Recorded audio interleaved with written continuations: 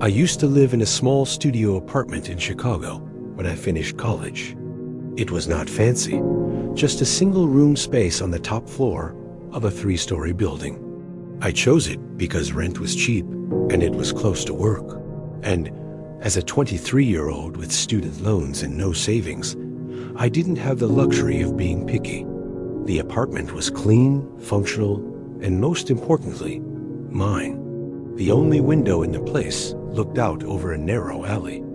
Across the way was another apartment building, nearly identical to mine. The alley was tight, barely wide enough for a single car to squeeze through, and during the day, it barely got any sunlight. At night, it was pitch black.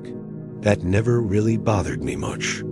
I was working late nights at the time, bartending at a lounge on the north side. I usually got home around 2:30 or 3 o'clock in the morning, and I'd make a quick meal and zone out on my phone until I passed out. One night, about a month into living there, I noticed something odd. I had just walked in, kicked off my shoes, and turned on the overhead light when I thought I saw something move in the window across the alley. Just a flicker, a curtain twitching, maybe? I froze for a second, but when I looked again, there was nothing. The window was dark and still. I shrugged it off. Maybe I startled someone, or maybe it was just a draft. The next night, it happened again. As soon as I turned on the lights, I saw the curtain shift in that same window. This time, I was sure I saw it. A hand pulling the curtain back just slightly before letting it fall. I couldn't see the person behind it. The lights in the other apartment were off. It was just a sliver of movement in an otherwise black void. But the reason this really caught my attention was because I had never seen the lights on in that apartment. I always assumed that nobody had lived there. That night, I didn't sleep well. I kept thinking about that attic and the hand. Over the next week, I started paying closer attention. Every night, without fail, the curtain would move within seconds of me turning on my lights. It was subtle but unmistakable. It was the same thing every time. There was a slow parting in the curtain. I had a glimpse of the dark space beyond it, and then the curtain would close again. I began testing it. Some nights, I would leave my lights off and sit silently by the window. When I did, nothing happened. But the moment I turned them on, even just the dim light by my couch, the curtain across the alley would shift. Someone was watching me. It was obvious. I tried to rationalize it. Like maybe someone just liked looking out their window at night, but that didn't explain the timing. It didn't explain the way it always coincided with my arrival. That was too big of a coincidence. I asked my landlord about the unit across the alley, and he told me it was vacant and had been for months. I pressed him, asked if maybe someone had moved in recently, but he shook his head. He even joked that I was being paranoid. I considered calling the police, but ultimately did because I felt like reporting someone possibly looking at me through a window in an empty apartment sounded ridiculous. There was no crime or proof, just a feeling that grew worse every night. Then one night, everything escalated when I came home later than usual, around 4 o'clock a.m. The bar had hosted a private event, and cleanup ran long, so I was exhausted and not thinking clearly. When I reached my door, I noticed something stuck in the frame. At first, I thought it was junk mail or a flyer, but when I pulled it free, I realized it was a crumpled note. It simply said, "Hey," written in pen. My legs went weak because the first thought I had was the apartment across the alley. So I ran to the window and looked across. The curtain was drawn, and there was no movement. I called my friend Jamie, panicking. She lived across town, but told me to come over right away. I grabbed a backpack, stuffed some essentials into it, and got out. The next day, I confronted the landlord again. This time, I demanded to see the apartment across the alley. He hesitated, but eventually agreed to meet there with the key. The place was dusty and completely empty, with not a single piece of furniture. The walls were bare, and the floor creaked with every step, as if the place were 100 years old. But there, in the back room facing my window, was a single metal folding chair. It was positioned directly in front of the window, and they had access to an apartment that was supposed to be locked and empty. The police were called, and they searched the place. I'm pretty sure they took fingerprints, but nothing came of it. The fact that my paranoia was correct the entire time, and that I was, in fact, being watched, it made me sick wondering how long the stretches of time that sicko would watch me would be. I moved out that week. To this day, I have no idea who was watching me, how they got in, or how long it would have gone on if I hadn't found that note saying, "Hey." I've considered the possibility of it being the landlord, but ultimately I had to drop that theory because there is no way in hell he wouldn't have gone over there to remove that chair before bringing me over there. I still dream about that window, and sometimes I wake up in the middle of the night certain that someone, somewhere, is still watching me. When I was 12, my family moved to a rural area in Oregon, miles from the nearest town. We lived on a large piece of land surrounded by dense pine forest. It was peaceful, quiet, and completely isolating. The house itself was built in the 1940s. It had the old house starter pack with things like creaky floors, a creepy attic, and a detached run-down shed that sat about 30 feet from the back door. The shed was packed with old tools and junk from the previous owner. My dad always meant to clean it out, but he never did. For the most part, we stayed away from it. I remember the first time I noticed something strange. It was a weeknight, close to midnight. I was up reading with the flashlight under the covers when I heard our dog, Max, barking uncontrollably. Max was a golden retriever, super friendly but alert. When he barked like that, it meant something was wrong. I crept out of bed and peeked out the window. He was facing the shed, barking into the darkness. The motion sensor light by the back door was on, casting long shadows across the lawn. I couldn't see anyone, but Max wouldn't stop. I didn't go out there. I just watched for a bit until he calmed down. Then I walked away. The next morning, we found deep boot prints in the dirt between the house and the shed. My dad dismissed it, saying it was probably a neighbor or a drifter passing through, but I couldn't stop thinking about it. Over the next few weeks, Max barked at that shed multiple times. Every time we'd look outside and find nothing, but the footprints would be back, and they always led to the shed, never away from it. One night, around 2 a.m., I woke up to the sound of footsteps on the gravel outside my window. I froze. The footsteps stopped, then resumed, moving toward the shed. I peeked through the blinds, and the light by the back door flicked on, and for just a second, I saw him, a tall man standing beside the shed door. He was wearing what looked like a dirty gray coat. His face was obscured by shadows, and then the light went out. My heart pounded in my chest as I backed away from the window. I woke my parents. My dad grabbed his rifle and went outside, but the man was gone. The footprints were fresh though, right up to the shed. This time, my dad decided to check inside. He unlocked the padlock and pulled the doors open, but all there was were just rusty tools and old tarps. He added a new lock and reinforced the doors. For a while, things were quiet.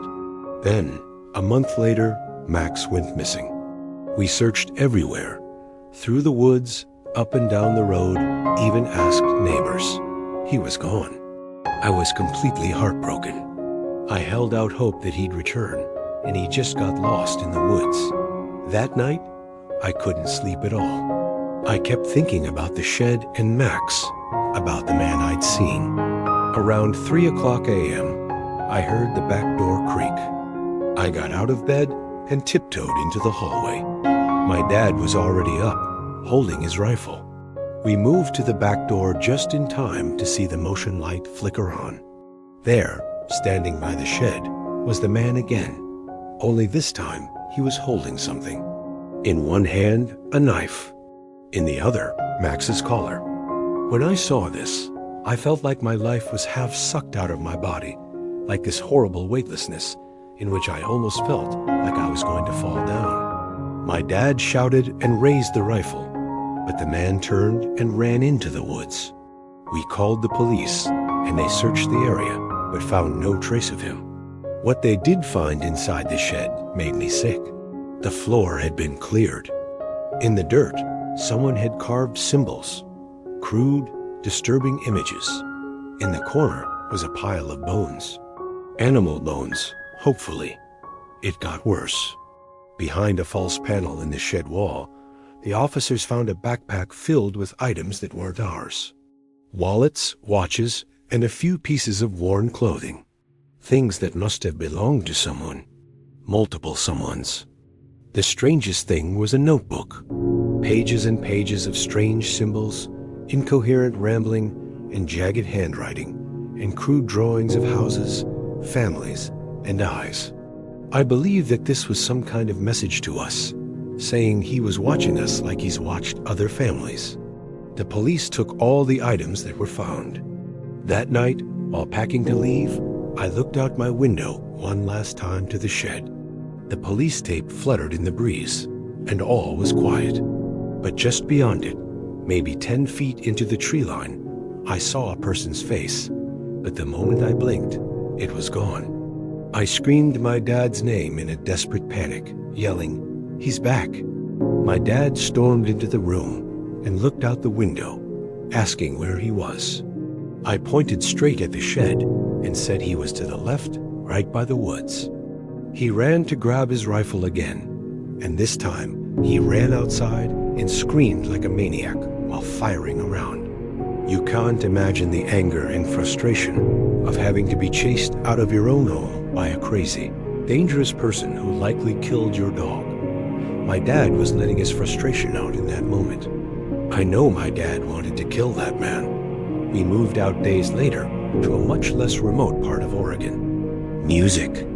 In the summer of 2018, my friends and I, Abby, Marcus, his younger brother Tim, Tim's girlfriend Hannah, and me planned a weekend trip in the Blue Ridge Mountains.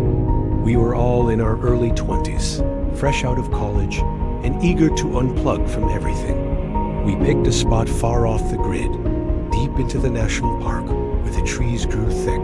The air smelled of pine and damp soil, and there was no cell signal for miles. The first night was normal. We hiked in with our gear, found a clearing by a lake with just enough space for 3 tents, started a fire, and cooked hot dogs and marshmallows. We told stories, drank, and stayed up late watching the stars. The silence of the forest was relaxing. It wasn't until the second night that things started to feel wrong. At around 11 p.m., we were still sitting around the fire, laughing when Marcus suddenly stiffened and pointed towards the woods, asking if we saw that as well. We all looked, but nothing was there. He swore he saw movement, a figure ducking behind a tree, maybe 30 or 40 yards away.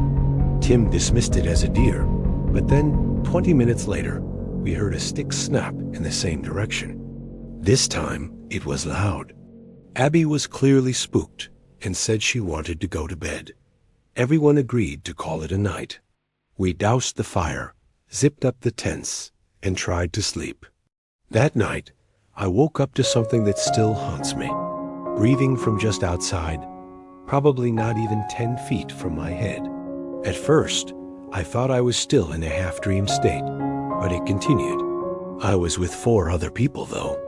It could have maybe been one of them going outside to pee, but I didn't hear the sound of a stream, just the breathing.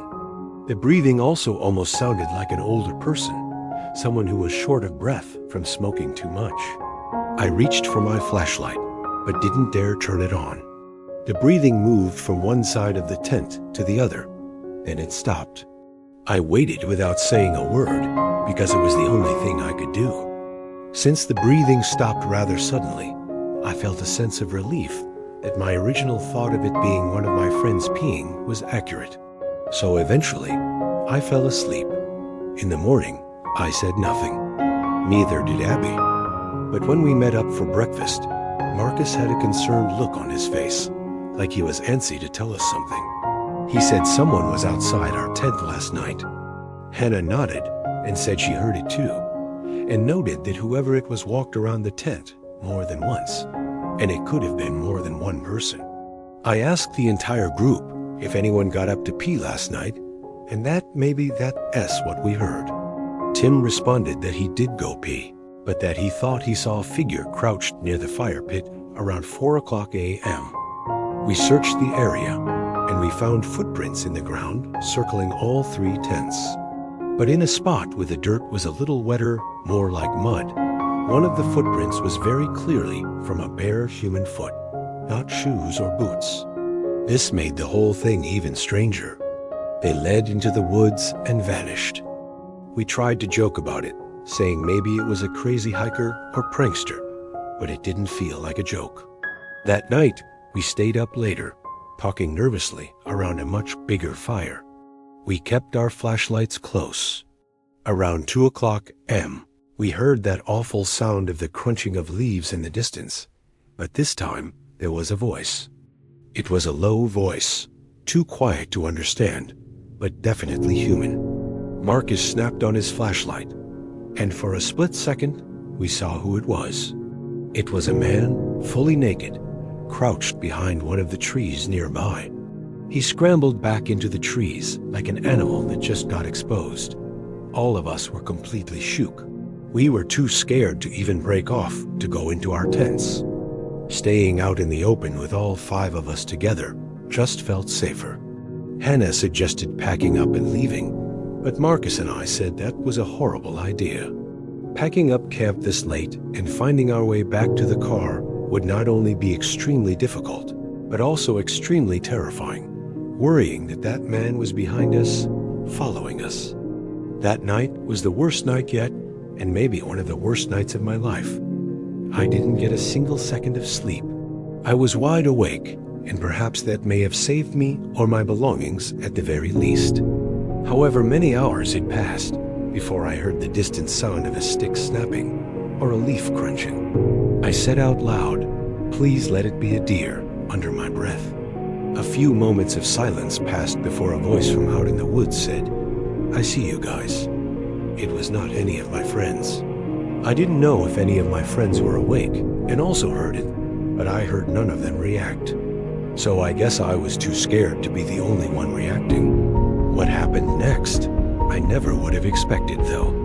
I heard my tent shift ever so slightly, which caused me to shoot up and look at the tent zipper, and it started to slowly move down. I started to scream at the top of my lungs, causing my friends to also start screaming. Whoever was on the other side of my tent took off. I presume, but I can't know for sure. All I know is all of us yelled at each other to communicate through the tents. I zipped the zipper back up fully, and I didn't hear breathing or footsteps again that night. I didn't fall asleep. I watched as the morning sun slowly started lighting up the place. At dawn, we packed everything and left. On the hike back to the car, the tension didn't leave us. At the ranger station, we told them everything. The ranger listened carefully, then said they've had reports. A man, maybe more than one, living out there. Some said they steal things, and others said worse. I don't know what worse means. We didn't ask. We laughed it off in the car, but it didn't really feel funny to me. I don't think I could ever go camping again after that, especially after the zipper thing.